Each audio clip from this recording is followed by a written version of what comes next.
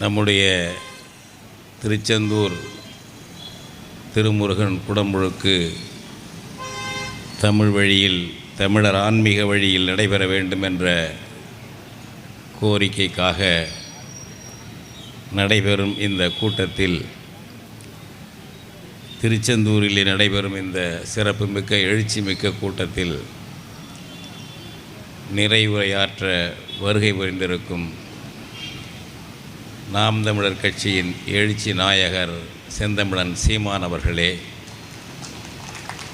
இங்கே சிறப்பாக உரையாற்றி அமர்ந்திருக்கக்கூடிய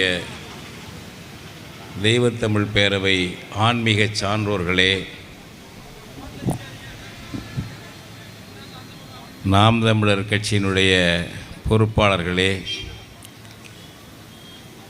குழுமியிருக்கும் பெருமக்களே, நண்பர்களே, தம்பிகளே, தங்கைகளே, இன உணர்வாளர்களே, இந்த கூட்டத்தில், இந்த மேடையில் பதாகையில் ஒரு முழக்கம் போட்டிருக்கிறார்கள். திருமுருகப் பெருமானுக்கு தீந்தமிழில் குடமுழுக்கு, இல்லையேல் திராவிடத்துக்கு தலைமுழுக்கு. அப்படி தான் நான் படித்தேன். அது வேறு வரி எழுதியிருக்கு, என் மனசு அதுதான் சொன்னிச்சு. திருமுருகப் பெருமானுக்கு செந்தமிழில் குடமுழுக்கு, இல்லையேல் திராவிடத்துக்கு தலைமுழுக்கு என்று நம்முடைய தமிழ் மக்கள் உறுதி எடுக்க வேண்டும். இப்போ தமிழில் அர்ச்சனை என்று சொல்வது ஏதோ தமிழ் ஒரு தேசிய இனத்தின் தாய்மொழி, அந்த மாநிலத்தில் அந்த தாய்மொழியில் அர்ச்சனை இருப்பதுதானே ஜனநாயகம் என்ற அளவில் புரிந்து கொள்ளக்கூடாது. தமிழ் பன்முகப்பட்ட மொழி. அது மெய்யியல் மொழி, இலக்கிய மொழி, ஆன்மீக மொழி.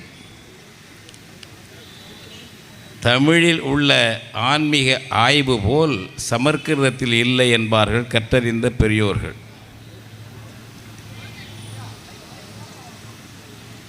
நம்முடைய சிவநெறியினுடைய ஆசானாக விளங்கக்கூடிய திருமூலர் அவர்கள் இந்த பிராமணர்கள் அர்ச்சனை செய்வதை பற்றி ஒரு செய்யுள் எழுதினார். பேர் கொண்ட பார்ப்பான் பிரான் தன்னை அர்ச்சித்தால் போர் கொண்ட மன்னருக்கு பொல்லாத நோயாம், பார் கொண்ட மக்களுக்கு பஞ்சமும் பிணியுமாம், சீர்கொண்ட நந்தி தெரிந்து உரைத்தானே. பாப்பான் பிராமணன் கோயில் அர்ச்சனை செய்தால் அரசுக்கே ஆபத்தினார். அந்த காலத்தில் தமிழ் மன்னர்களுக்கு, மக்களுக்கு நோய் வரும் என்றார். இது இறைவனுடைய தூதர் சொன்னது என்று திருமூலர் சொன்னார். இந்த ஆன்மீக மரபு தமிழர் ஆன்மீக மரபு. இறைவனோடு இறைவன் வேறு தான் வேறு இல்லை என்ற ஒருங்கிணைப்பு தமிழ் சிவநெறி. அம்மையுமாய் அப்பனுமாய் அன்புடைய மாமனுமாய் மாமியுமாய் சிவன் எனக்கு இருக்கிறான் என்று திருநாவுக்கரசர் பாடினார். எங்கே பாடுவார்கள் போல? அதையெல்லாம் தாண்டி சுந்தரர் சிவன் என்னுடைய தோழன் என்றான். தேவாரம் பாடிய சுந்தரர் சிவன் என்னுடைய தோழன், ஏழிசையாய் இசைப்பயனாய் இன்னமுதாய் என்னுடைய தோழனுமாய் யான் செய்யும் துரிசுகளுக்கும் உடனாகி. நான் தப்பு செஞ்சால் அதுக்கு உடனாக இருப்பார், என் தோழல்ல என்று செல்லமாக இறைவனோடு உறவு கொண்ட இனம் இது. இந்த இனத்தில் பிறந்த தகுதியுடைய ஒருவர் அர்ச்சகராக இருந்தால் அது தீட்டு என்கிறான். கருவறையிலே போய் இருந்தால் தமிழன் தமிழச்சி அதில் இருந்தால் தீட்டு என்கிறான். சொல்பவன் யார்? சொல்ல வைத்தவன் ஆரிய பிராமணன், வடக்கே இருந்து வந்தவன். தமிழுக்கும் தமிழருக்கும் தமிழ் மண்ணுக்கும் அவர்களுக்கும் தொடர்பில்லை. இன்றைக்கு பெரும்பாலும் குருக்கள்களாக கருவறையில் உள்ளவர்களெல்லாம் தமிழ் இனத்திலே இருந்து தங்களை பிராமணர்களாக மாற்றிக்கொண்டவர்கள். ஆனால் அக்ரஹாரத்து பிராமணன் எவனும் கோயில் கருவறையில் உள்ள குருக்கள் வீட்டில் பெண் எடுக்க மாட்டான், பெண் கொடுக்க மாட்டான். சமமாகவே அவனை கருத மாட்டார்கள். தமிழர்களிலிருந்து மாறிய ஒரு கூட்டம் அது. அங்கே போய் மாறிய கூட்டம். இந்த கோத்திரம் சொல்லுவோம்லம்மா, எந்த கோத்திரமாவது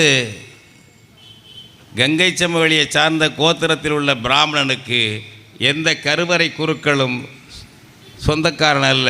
பெண் கொடுத்தல் பெண் எடுத்தல் செய்யவே மாட்டான். அவன் அந்த பிராமண வகுப்பில் இழிவானவன். குருக்கள் எல்லாம் இவனெல்லாம் தாண்டி தவ்வி விழுகிறான். தமிழ் அர்ச்சனை பண்ணக்கூடாது என்று பிழைப்புக்காக.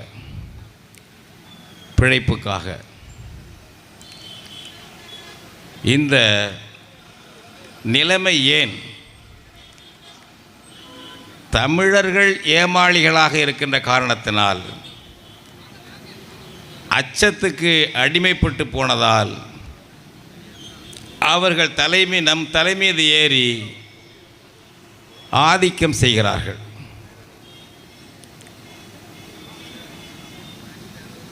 ஒரு குடமுழுக்கு வருகிற ஜூலை 7ஆம் நாள் திருச்செந்தூர் திருமுருகனுக்கு குடமுழுக்கு. இதற்காக 3 மாதங்களுக்கு முன்பாகவே வந்து இங்கே தெய்வத்தமிழ் கட்சி பொறுப்பாளர்கள், தமிழ் தேசிய பேரியக்க பொறுப்பாளர்கள் எல்லாரும் போய் மனு கொடுத்தோம். இந்து சமய அறநிலையத்துறை துணை ஆணையர், இணை ஆணையர், அதன் பிறகு மறுநாள் அம்மா சத்யபாமா அவர்கள் தலைமையிலே தூத்துக்குடி போய் மாவட்ட ஆட்சியரிடமும் மனு கொடுத்தார்கள். முன்னேற்பாடாக செய்தோம். இப்பொழுது இன்று மீண்டும் இந்த கோரிக்கையை வைக்கிறோம். 7ஆம் தேதி வரை தொடர் போராட்டங்களை நடத்த வேண்டும். மக்களிடம் பரப்புரை செய்ய வேண்டும். இந்த பகுதியிலும் செய்ய வேண்டும், எல்லா பகுதியிலும் செய்ய வேண்டும். இது பற்றி அரசு ஏன் ஒன்றும் வாயை திறக்கவில்லை? ஏனென்றால் சாதாரண பக்தர்கள் இதை கேட்க மாட்டார்கள். அரசியல்வாதிகள் சில பேர் தமிழ் தேசியர்கள் தூண்டி விடுகிறார்கள். அவர்களை போலீஸை வைத்து சமாளித்து கொள்ளலாம் என்பதுதான் இவர்களுடைய ஆட்சியாளருடைய திட்டம். ஒவ்வொருவரும் நாம் எண்ணி பார்க்க வேண்டும். இப்போ ஆந்திரத்திலே தெலுங்கு மொழியிலே அவர்கள் அர்ச்சனை செய்வதற்கு வாய்ப்பு இருக்காது. மொழி என்ற நிலையோ அல்லது ஆன்மீக மொழியாவோ இல்லாமல் இருக்கலாம். நமக்கு பிரச்சனை இல்லை. கர்நாடகத்திலே கேரளாவிலே இப்படி இருக்கலாம். நீ சமஸ்கிருதத்தில் பண்ணிட்டு போ. எங்களுக்கு சமஸ்கிருதம் என்பது தீங்கு. தமிழன் தமிழச்சியை அடிமைப்படுத்த வந்தது. உன்னுடைய சமஸ்கிருதம் தோன்றுவதற்கு முன்னால் பல்லாயிரம் ஆண்டுகளுக்கு முன்னால் வளர்ச்சியடைந்த செம்மொழி, இலக்கியம் கொண்ட மொழி எங்கள் தமிழ். சமஸ்கிருதம் யாருக்கு தாய்மொழி? இங்கே கேட்டார்கள், யாருக்கு தாய்மொழி? எவனுக்கு தாய்மொழி இல்லை. 2011 மக்கள் தொகை கணக்கெடுப்பில் ஒப்புக்கு சில பேர் சொல்லியிருக்காங்க, இந்தியா முழுக்க 24,000 பேர் எங்கள் தாய்மொழி சமஸ்கிருதம் என்று. அன்னைக்கு கிட்டத்தட்ட 130 கோடி மக்கள் தொகை இந்தியாவிலே. இப்போ 146 கோடி சொல்கிறாங்க. அந்த 130 கோடி மக்கள் தொகையில் 24,000 பேருக்கு தாய்மொழி சமஸ்கிருதம். எங்கே இருக்கான்னு தெரியாது. பூத கண்ணாடி போட்டு தேடினாலும் அவன் கிடைக்க மாட்டான். அவனுடைய மொழி இங்கே ஆட்டி படைக்கிறது. அப்படி என்றால் என்ன அர்த்தம்? தமிழர்கள் ஆரியனுக்கு அடிமையாக இருக்கிறோம். அந்த ஆரியன் படையெடுத்து நம்முடைய ராஜராஜ சோழனோடு, ராஜேந்திர சோழனோடு, பாண்டிய மன்னர்களோடு போரிட்டிருந்தால் விரட்டி அடித்திருப்பார்கள். பழைய காலத்திலே பாண்டிய நெடுஞ்செழியன் ஆரிய படையை விரட்டி விரட்டி அடித்தவன் என்று பட்டம் உண்டு அவனுக்கு. சேரன் செங்குட்டுவன் அந்த ஆரிய மன்னர்களை வீழ்த்தி அவர்கள் கனக விசய தன் தலையிலே கல்லை கொண்டு வந்து கண்ணகிக்கு சிலை எடுத்தான் என்று காப்பியம் இருக்கிறது நமக்கு.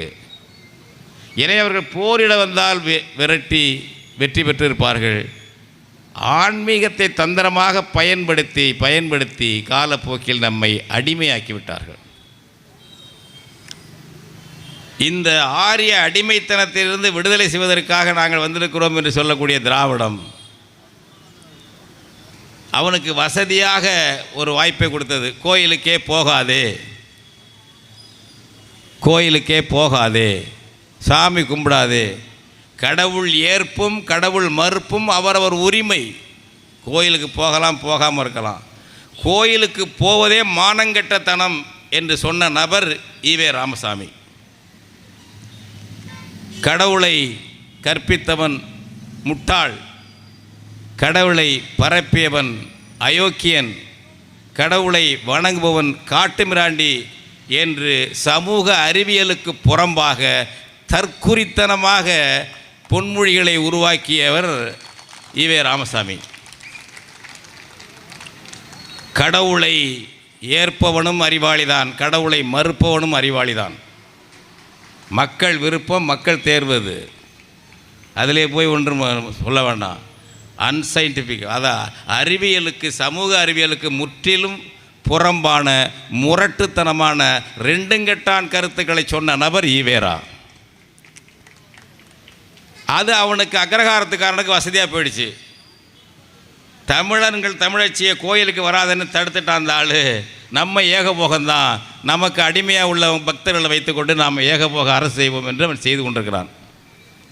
இப்பொழுதுதான் எல்லா துறையிலும் தமிழ் தேசியம் எழுச்சி பெற்று வருகின்ற இந்த நிலையில்தான் ஆன்மீகத்திலும் தமிழ் தேசிய ஆன்மீகமே இருக்க வேண்டும். தமிழே தலைமொழியாக, வழிபாட்டு மொழியாக இருக்க வேண்டும்.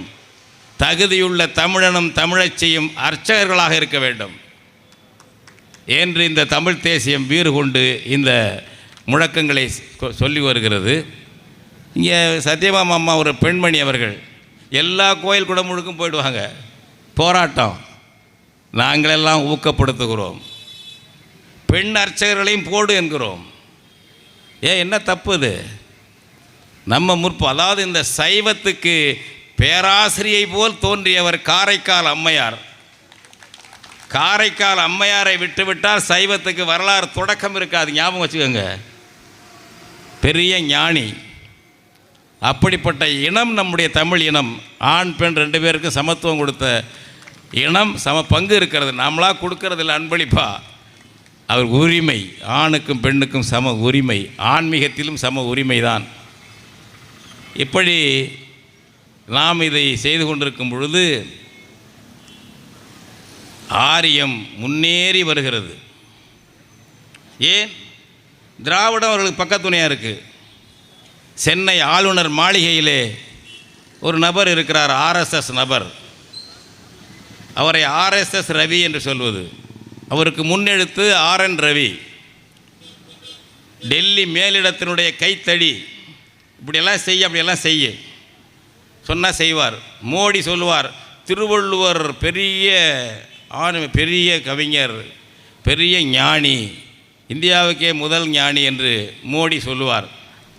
அப்படி மோடி சொன்னால் ஆபத்து இருக்கிறது என்று தமிழன் தமிழச்சி புரிஞ்சுக்கணும்.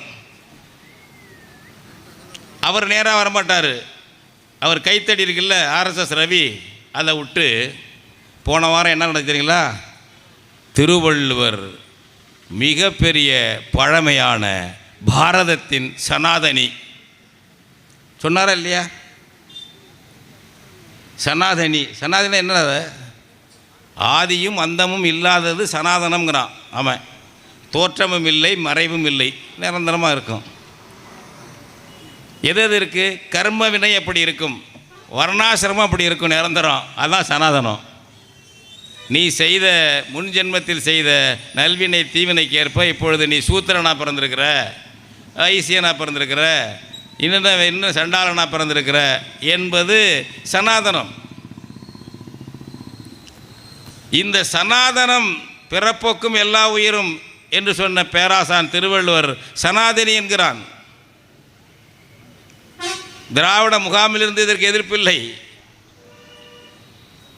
அடுத்தது தை ஒன்றிலிருந்து நம்முடைய தமிழ் அறிஞர்கள் உருவாக்கியது ஒரு திருவள்ளுவர் ஆண்டு, தொடராண்டு நமக்கு வேண்டும் என்று நமசிவாய முதலியார் அவர்களுடைய ஒருங்கிணைப்பில் மறைமலை அடிகளார் தலைமையிலே நடந்த அந்த பச்சையப்பன் கல்லூரி அறிஞர்கள் மாநாட்டிலே முடிவு செய்தது, நமக்கு திருவள்ளுவர் ஆண்டு தேவை, இந்த கே விளம்பி என்ற சமஸ்கிருத ஆண்டு வேண்டாம், அது தொடராண்டாகவும் இல்லை என்று சொல்லி நடைமுறைப்படுத்தினோம்.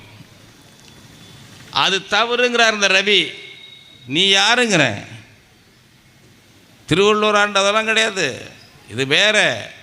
வைகாசி மாதம் அனுஷத்தில் திருவள்ளுவர் பிறந்தார். ஏதோ ஒரு ஜாதக குறிப்பு ரவியினுடைய மாமாக்கிட்ட இருக்கிறது மாதிரி. எவ்வளோ ஃப்ராடு பாருங்க. பொய் சொல்வதற்கே பிறந்த கும்பலுங்க அது. பொய் சொல்வதற்கே பிறந்த கும்பல் அது. பிறவிலேயே அந்த மரபு அணுவிலே அது இருக்குது. உனக்கு என்ன தெரியும் திருவள்ளுவரை பற்றி? எங்கள் திருவள்ளுவருக்கு பேர் சூட்டவும் காவி உடை போடவும் அவருக்கு ஒரு பட்டம் கொடுக்கவும் நீ யார்? மரியாதையாக நடந்துக்க. எங்கள் திருவள்ளுவரை இழிவுபடுத்தி விட்டாய் ரவி. ஆர்என் ரவி, எங்கள் பேராசான், எங்கள் ஞானி திருவள்ளுவரை நீ இழிவுபடுத்தி விட்டாய், அவமானப்படுத்தி விட்டாய். சனாதனி என்று எங்கள் திருவள்ளுவரை சொல்லி நீ இழிவுபடுத்தி விட்டாய்.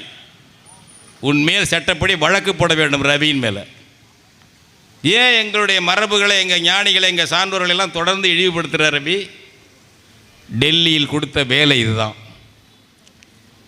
இதற்கு அனுசரணையாக இருப்பது தாங்க திராவிடம். இதை பற்றி கண்டுக்காது. நான் கேட்குறேன், இப்போ இந்த மடாதிபதியெல்லாம் இருக்கீங்கல்ல, எவ்வளவு தமிழுக்காக திருநாவுக்கரசரும் திருஞான சம்பந்தரும் இன்னைக்கு ஒரு புரட்சிக்கு கிராமம் மக்களை திரட்டுவான்ல, அந்த மாதிரி வேலை செய்வான்ல புரட்சிக்காரர்கள், அது ஒரு கட்சிக்காரர்கள் ஒரு லட்சியம் வச்சுருக்கவன். அந்த மாதிரி இரவு பகலாக கிராமம் அலைஞ்சு அமைப்பை உருவாக்கியவர்கள் திருநாவுக்கரசர், ஞானசம்பந்தர், சுந்தரர்லாம் சும்மா இல்லை. சமணமும் பௌத்தமும் வந்து மேலோங்கி சமய சைவம் வைணவம்லாம் போச்சு. களப்புரர் காலம், பிறகு பல்லவர் காலம் கோலோச்சுறானுங்க. அந்த நேரத்தில் இன்றைக்கி இந்த சைவம் இந்த அளவு இருக்குன்னா திருநாவுக்கரசரோ அல்லது ஞானசம்பந்தரோ கிராமமாக அலைஞ்சு அதை மறுவாழ்வு கொடுத்து அந்த கட்டை அமைக்கவில்லை என்றால் இன்றைக்கு இந்த கூட்டங்க இருக்கா? சைவம் நமக்கு இல்லை, இந்த வைணவம் நமக்கு கிடையாது, முடிஞ்சு போயிருக்கோம். அந்த மாதிரி உருவாக்கிய அந்த சிவநெறியில் உட்காந்துக்கிட்டு இன்னைக்கு ஆதீன ஜமீன்தார்கள் தருமபுரம், திருவாவடுதுறை, திருப்பனந்தாள், இன்னும் பல ஆதீனங்கள் இருக்குது. ஆதீன ஜமீன்தார்கள் சமஸ்கிருதம் தான் இருக்கணுங்கிறான் ஆதீனகர்த்தர். அவர்கள் நடத்துகிற கோயிலில் தமிழ் அர்ச்சனையை நடத்துகிற தடை போட்டாங்க. வைத்தீஸ்வரன் கோயில் தருமபுரம் மடத்துக்கு சொந்தமான கோயில். நம்முடைய தோழர்கள் போய் மனு கொடுக்குறாங்க தருமபுரம் மடாதிபதிக்கிட்ட, இங்கேயாவது நீங்கள் வந்து எடுத்துக்காட்டாக தமிழில் அர்ச்சனை பண்ணி குடமுழுக்கு நடக்குது, ஒரு எடுத்துக்காட்டுங்கன்னு. அதெல்லாம் யார் சொன்னது உங்களுக்கு? சமஸ்கிருதம் அதெல்லாம் இருக்கும், இந்த பேச்செல்லாம் பேசாதீங்க என்று இழிவுபடுத்தி அனுப்பிய நபர் தர்மபுர ஆதீனம் ஜமீன்தார்களுங்க.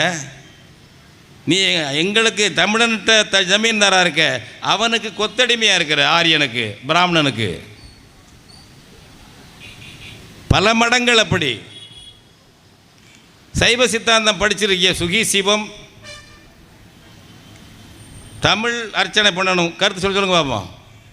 நிறைய படித்த ஆள் சுகி சிவம். தமிழ் வழிபாடு, தமிழ் அர்ச்சனை செய்யணும், அந்த ஆளை பேச சொல்லுங்க பார்ப்போம்.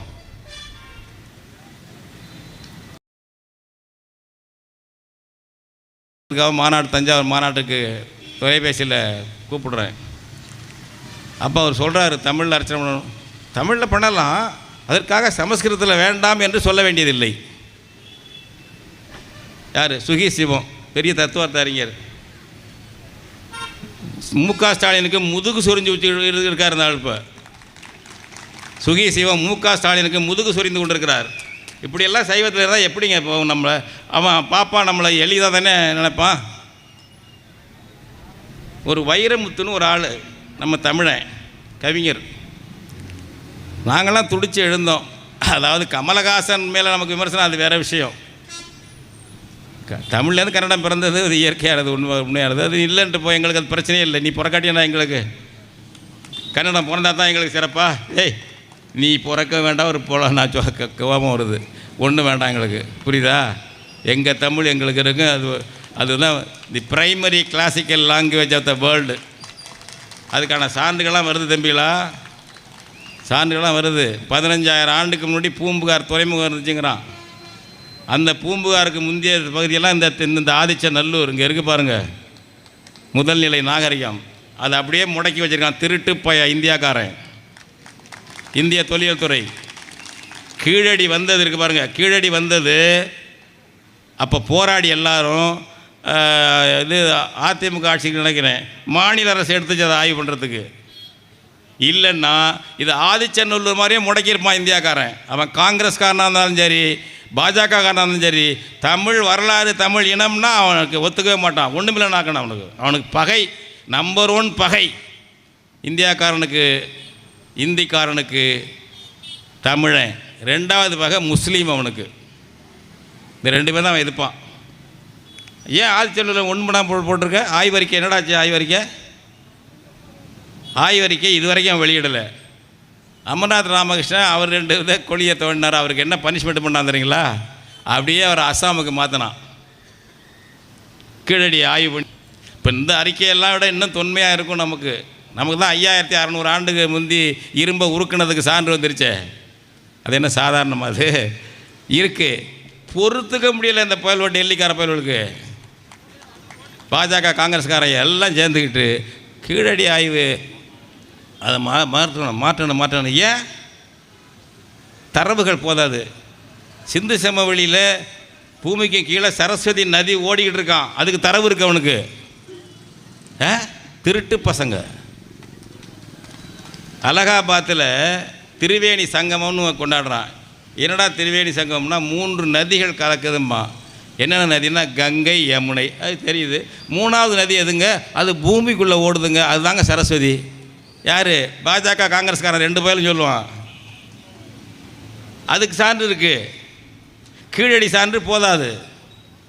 இந்த மாதிரி நம்ம அழித்து தொடர்ந்து சீரழிக்கிறதுக்கு வந்திருக்கான். அதுக்கு துணையாக இருக்கமே நம்ம திராவிடக்காரன். ஐயா சொன்னார் பாருங்கள், மூங்கிலடியார் சொன்னார், மு க ஸ்டாலினுக்கு மனம் இல்லை, மனம் இல்லைன்னு. என் மனசில் இனம்னு துடிச்சது. காரணம் அதுதான். அவர் ஐயா மனம்னாரு. அதெல்லாம் தாண்டி இனம். தமிழ் பயிர்களுக்கு வரலாற்று பெருமை வரலாமா? ஸ்டாலின் மனம் அதை ஏற்றுக்குமா? அதனால் எவனால் இடைஞ்சல் வந்தாலும் வரட்டும், பக்கத்தில் நின்று ஊதி விடுவோம். நான் அந்த வைரமுத்துக்காக சொல்ல வர்றேன். அந்த கமலஹாசன் தமிழ்லேருந்து பிறந்த கன்னடம் யதார்த்தமாக ஒரு குடும்ப உறவு நோக்கி சொல்கிறாரு. அது ஒன்றும் கெட்ட நோக்கத்துலேயோ கன்னடத்தை இழிவுபடுத்தி தமிழை உயர்த்துறதுக்கு இல்லை, ஒரு உறவுங்கிறதுக்காக சொல்லிவிட்டார். அதான் அவன் ரவுடி சங்க கர்நாடகத்தில் கன்னட இனவெறியர்கள் எடுத்துகிட்டு பெருசாக பண்ணாங்க. ஒரு வரி ஸ்டாலின் பேசலைங்க, அது எதுக்கலைங்க. எஜமானன் பேசவில்லை என்றவுடன் கவி பேரரசு இருக்கார்ல, கவி பேரரசு மூச்சு விடலை. நம்ம கண்ணதாசன் கவி அரசு தான், வைரமுத்து கவி பேரரசு. சரி ரைட்டு இரு.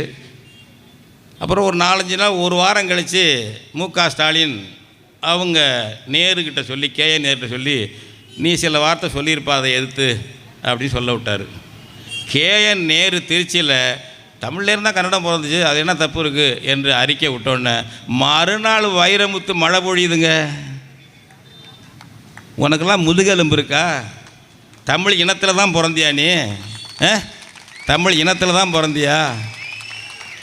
எங்கேயே 1000 இடத்துல இருக்கா இனத்தோட மொழியோட. உன் தாய், உன் தகப்பனை, உன் தாத்தா பாட்டியை இழிவுபடுத்தாத. எங்கேயோ இருந்துச்சு தமிழ். உன் பாட்டன், உன் பாட்டி, உன் அப்பன், உன் பெரியப்பன், சித்தப்பன், அவன் தான் தமிழன் தமிழச்சி.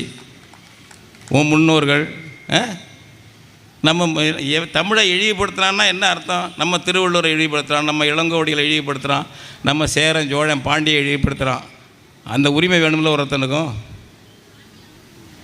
இந்த ஸ்டாலின் அனுமதி கொடுத்தா தான் நான் விமர்சனம் பண்ணுவேன், அதுக்கு பதில் சொல்வேன்னு ஒரு தமிழ் அறிஞர்கள், சுகி சிவம் போன்ற ஆட்கள், வைரமுத்து போன்ற ஆட்கள், இந்த படித்த ஆட்கள், விபரம் தெரிஞ்ச ஆட்கள் இருந்தால் என்ன பண்ணுறது? அந்த பாரதியார் பாடினார், படித்தவன் பாவம் பண்ணான் போவான் போவான் ஐயோன்னு போவான்னாரு.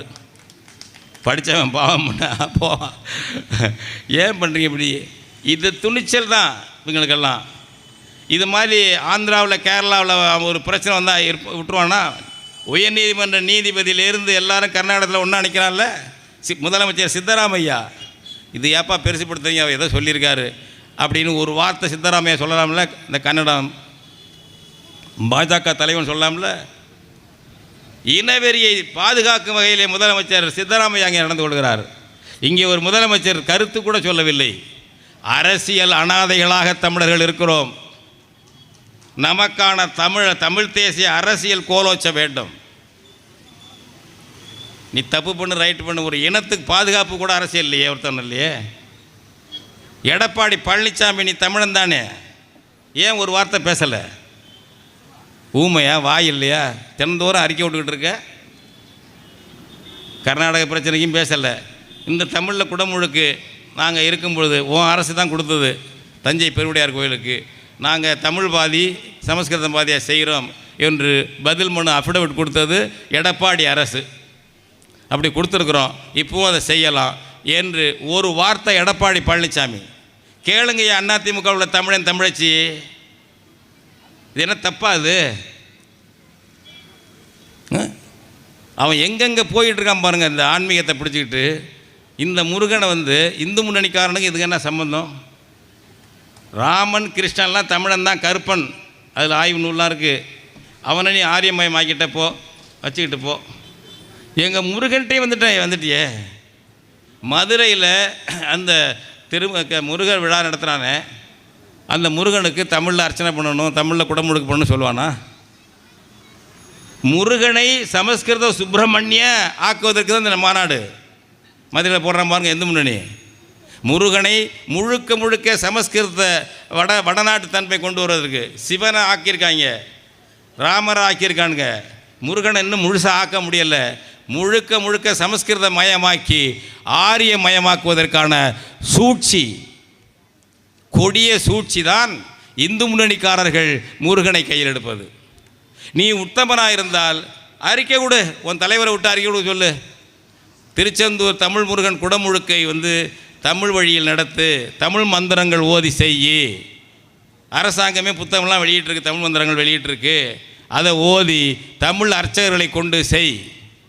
உனக்கு அதெல்லாம் செய்கிறதுக்கு ஆள் இல்லைன்னா எங்கள்கிட்ட அந்த அர்ச்சகர்கள் பட்டாளமே இருக்கிறது, நாங்கள் அனுப்புகிறோம். இந்து முன்னணிக்காரன் இதை பேசு. முருகனுக்கு விழா நடத்துகிறல்ல, தமிழ் முருகன் கொஞ்ச காலத்தில் அப்படியே பழகிட்டு குறவலை பிடிச்சிருவான். அவங்களுடைய போர் முறை என்னன்னா திருதராஷ்டிர ஆலிங்கனம். திருதராஷ்டிரனுக்கு கண்ணு தெரியாது. பகைவனோடு சண்டை போடுறதுன்னா அவருக்கு விருந்து வைப்பான். பகை மன்னருக்கு விருந்து வைக்கும்போது அவரை கட்டி தழுவி, உங்களை போல் உண்டான்னு கட்டி தழுவான். அவனும் அந்த வந்த மன்னனும் ஏமாந்து தழுவிக்கிட்டு இருப்பான். திருதராஷ்டிரன் டக்குன்னு கழுத்தை பிடிச்சி நெரிச்சு இறுக்கி கொண்டு விடுவான். இதுக்கு பேர் தான் திருதராஷ்டிர தழுவுதல். இது ஒரு போர் முறை. ஆரியனுக்கு திருட்டுத்தனமாக போர் புரிகிறது. நம்ம இதை இழிவாக்குறதுவோம், அப்படி செய்யக்கூடாதுன்னு புறமுதுகிடக்கூடாதும்போம். அவன் திருட்டுத்தனமாக போர் புரிகிறது எப்படின்னா திருதராஷ்டிர ஆலிங்கனம், ஆரிய போர் முறை. அதைத்தான் இந்து முன்னணி செய்கிறது, அதைத்தான் ரவி செய்கிறார். ஆர்எஸ்எஸ் ரவி திருவள்ளுவரை ஆதரிப்பது போல தான் எங்களுக்கு சொல்லித்தரணும். இதெல்லாம் ஈவேரா வந்தாலும் சொல்லித்தரணும். எங்காலும் எல்லாம் சொல்லியிருக்காங்க அந்த காலத்தில். எங்காலு அயோத்திதாச பண்டிதரும் சொல்லியிருக்கார், நிறைய சொல்லியிருக்காரு. அயோத்திதாச பண்டிதர் சொல்லியிருக்காரு. வள்ளல் பெருமான் மிகச்சிறப்பாக சொன்னார். வர்ணம் பேசுகிற என்னடா 4 வர்ணம், 4 வர்ணம் மேல் வர்ணம் தோல் வர்ணம் ஏன் பேசுகிற என்று கேட்டவர் வள்ளல் பெருமான். அதெல்லாம் நம்ம விட்டுட்டோம், ஏமாந்த அது மாதிரிலாம் இல்லை. ஆன்மீகத்தில் நம்ம சீர்திருத்தம் செய்தவர்கள், புரட்சி பேசியவர்கள் தமிழர்கள். தமிழர் ஆன்மீகம் அப்படி மேலானது. அந்த தொடர்ச்சியை எடுத்துக்கொண்டு போக வேண்டும். எனவே வருகின்ற 7ஆம் தேதி, ஜூலை 7ஆம் தேதி நடக்கின்ற இந்த குடமுழுக்கு என்பது தமிழ் வழியில் நடக்க வேண்டும். அதற்கான கருத்துக்களை நாம் பரப்ப வேண்டும், பலரிடமும் பரப்ப வேண்டும், பேச வேண்டும், மக்கள் கேட்க வேண்டும். ஒன்று இல்லை, மக்கள் பயப்படுறாங்க. நம்ம பரம்பரையாக இதை செஞ்சு வந்திருக்கிறோம், திடீர்னு தமிழில் பண்ணால் பழிக்குமோ பழிக்காதுன்னு சுயநலம். ஏடா தமிழில் இருந்தால் தானே திடீர்னு அவன் சான்ஸ்கிரிட்டில் மாற்றிருக்கான், அப்போ எப்படியாச்சு? அவன் சான்ஸ்கிரிட்டில் மாற்றின பிறகு தானே நம்மளாம் அரசு உரிமையை இழந்துட்டோம். எப்போ இழந்தோம்? இந்த பயலுக விஜயநகர மன்னர்களும் நாயக்க மன்னர்களும் தெலுங்கு பிராமணனுடைய ஆதிக்கத்தை கொண்டு நம்ம ஆன்மீகத்தை எல்லாம் பிராமண மயமாக்கணும் பாருங்கள். அதுக்கு பிறகு அதிலேருந்து இன்னைக்கு வரையும் அடிமையாக இருக்கிறோம். இங்கே சொன்னாங்கள்ல 14ஆம் நூற்றாண்டுலேருந்து இந்த பயல்களுக்கு நம்ம அயலானுக்கு இன்றைக்கி வரலாம் அடிமையாக தான் இருந்துகிட்டு இருக்கோம். நம்ம ஆட்சி போயிடுச்சு. சோழனும் போயிட்டான், பாண்டியனும் போயிட்டான். இந்த 2 ஆளும் சண்டை போட்டு அழிஞ்சிக்கிட்டாங்க. சோழனும் பாண்டியனும் ஒருத்தன் மோதி அழிஞ்சு அவன் டெல்லி சுல்தானை கூப்பிட்டு பாண்டியன் இப்படி பல சீரழிவு. அப்புறம் அவன் விஜயநகர மன்னர் வந்தானுங்க, தெலுங்கு பேசுகிறவங்க. அதுக்கப்புறம் அவன் நாயக்க மன்னர் வந்தானுங்க. இவன்களுடைய ஆட்சியில் நம்ம மொழியே அழிஞ்சு மணிப்பிரவாளம்னு கொண்டு வந்தானுங்க இந்த பசங்க. இன்றைக்கி வரலும் நம்ம எழும்பலை. இதை புரிந்து கொண்டு நாம் செய்யணும். பரம்பரைங்கிற அம்மா என்பது தானே பரம்பரையாக சொல்லி வந்தோம். மம்மின்னா மகிழ்ச்சி அடைகிற, பாரம்பரியமாக அம்மான்னு சொன்னது மம்மின்னு போயிடுச்சு. அது என்ன அம்மா மேலே உள்ள புனிதம் கெட்டு போயிடுமோ, இப்போ பாசம் போயிடுமோ, உறவு கெடுமோன்னு ஏன் சந்தேகப்படலை?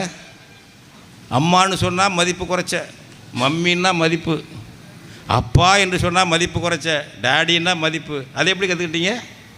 தமிழில் அர்ச்சனை பண்ணால் மட்டும் பரம்பரையாக உள்ளது போயிடுமோன்னு நினைக்கிறீங்க. என்ன அர்த்தம் அது? அன்னை தந்த பால் ஒழுகும், குழந்தைவாய் தேன் ஒழுக அம்மா என்று சொன்னதும் தமிழன்றோ என்றார் பாவேந்தர். அதை கொண்டுபிட்டீங்களே பாவிகளை, சகிச்சுக்கிட்டு தானே இருங்க நீங்கள்.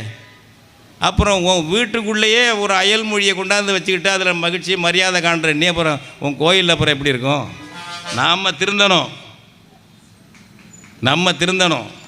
ஒவ்வொருத்தரும் தற்சோதனை பண்ணணும். தப்பு இல்லை, பொதுநலத்துக்காக தற்சோதனை பண்ணுறோம். நம்ம இனத்துக்காக, நம்ம மொழிக்காக, நம்ம மக்களுக்காக, பொதுநலத்துக்காக தற்சோதனை பண்ணுறோம். நம்ம தவறு பண்ணால் திருத்தணும். அம்மாவை அம்மான்னு சொல்லணும், அப்பாவை அப்பான்னு சொல்லணும். பிள்ளைகளுக்கு தமிழில் பேர் வைக்கணும். ஒரு தொடக்கப்பள்ளியில் போய் பாருங்கள், திருச்செந்தூராக இருக்கட்டும், தஞ்சாவூர், எங்கேயோ போய் பிள்ளைகளை கூப்பிடுங்க, பிள்ளைகளுக்கு பேரை கேளுங்க. அதெல்லாம் உத்தரப்பிரதேசத்தில் இருக்கிற மாதிரி பேர் இருக்கா, பீகாரில் இருக்கிற மாதிரி இருக்கா, தமிழ்நாட்டு பேர் இருக்கா? தொடக்கப்பள்ளியில் ஏன் இப்படி பேர் வைக்கிறீங்க? சரி, கோயிலில் தான் மாய்மாலம் பண்ணுறான் பிராமணன், அவன் பல பேர் பண்ணுறாங்க. உன் பிள்ளைக்கு பேர் வைக்கிற உரிமையை கூட நீ இழந்துட்டியா? சட்டம் போட்டுக்கானா? எவனா சட்டம் போட்டுக்கானா? தமிழில் பேர் வச்சா இழுக்குன்னு நீ நினைக்கிற, தமிழில் பேர் வச்சா கௌரவ குறைச்ச, மதிப்பு குறைச்சேன்னு நினைக்கிற. அப்புறம் எப்படி நம்ம முருகன் கோயிலில் தமிழில் அர்ச்சனை நடக்கும்? தற்சோதனை பண்ணணுங்க. இதெல்லாம் தற்சோதனை பண்ணணும்.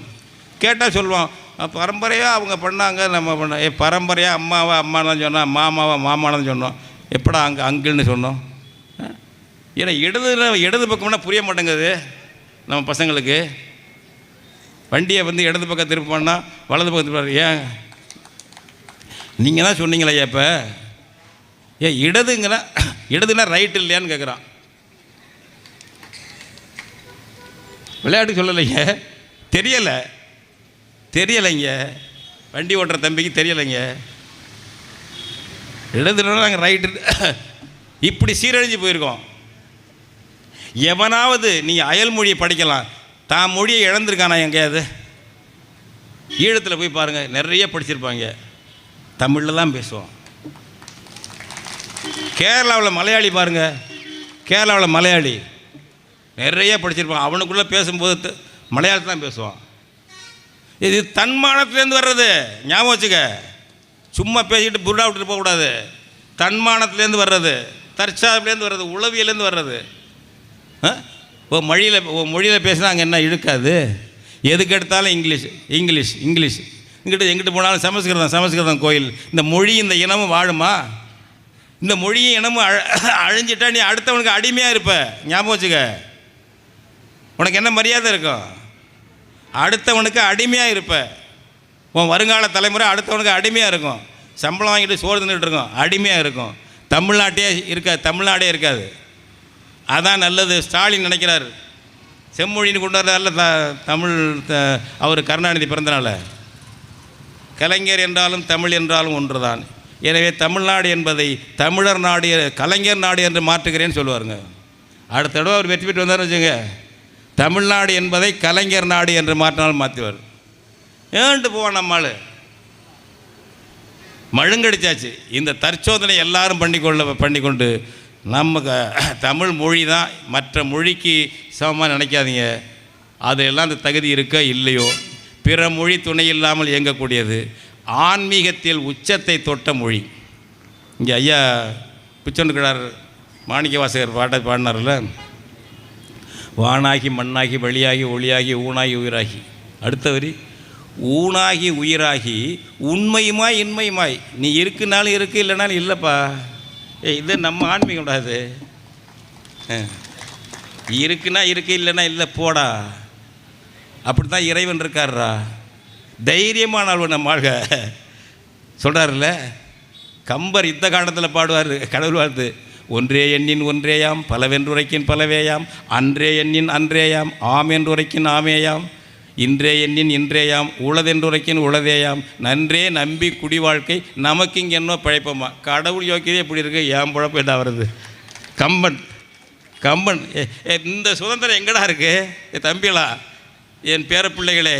இந்த சுதந்திரம் ஆன்மீகத்தில் எங்கே இருக்குது? தமிழர் ஆன்மீகத்தில் இருக்குது. இதை இழக்கணுமா? நீ கடவுளை கும்பிடாமல் போகலாம். இன்னும் வசதியாக இருக்குது. உன்னை யாரும் நீ இந்து மதத்துலேருந்து உன்னை விளக்க முடியாது. சட்டம்லாம் கிடையாது. எதுலேருந்து உன்னை விளக்க முடியாது. நல்லா ஆன்மீகத்தை சான்றோர் மாதிரி ஆன்மீகத்தை எடுத்து மனுஷ நேயம், உயிர்மை நேயம். வாடிய பயிரை கண்ட போதெல்லாம் வாடினேன், வீடுதோறு இறந்தும் வெற்றராய் திரும்பும் ஓடரை கண்டு உள்ளம் நொந்தேன். வள்ளலார் பிச்சை எடுத்துக்கிட்டு போயா, பாத்திரத்தில் ஒன்றுமே இல்லைங்கிறார் வள்ளலார். நம்மள்கிட்ட இருக்குப்பா அதெல்லாம். எனவே நம்மை புதுப்பித்து கொள்ள வேண்டும். தமிழன் தமிழச்சி தங்களை மறுவார்ப்பு செய்து கொள்ள வேண்டும். நீங்கள் பார், நான் சொல்லிட்டேன், திரும்ப முடிச்சிட்றேன். வலதுசாரியாரு, இடதுசாரியாரு, நடுசாரியாரு, ஆனால் இனசாரியாயிரு. ஞாபகம் வச்சு. அவ்வளோதான் சொல்கிறேன். இதில் நோ காம்ப்ரமைஸ். அவன் இல்லாத இந்தியாங்க. இந்தியா ஒரு தேசம் கிடையாதுங்க.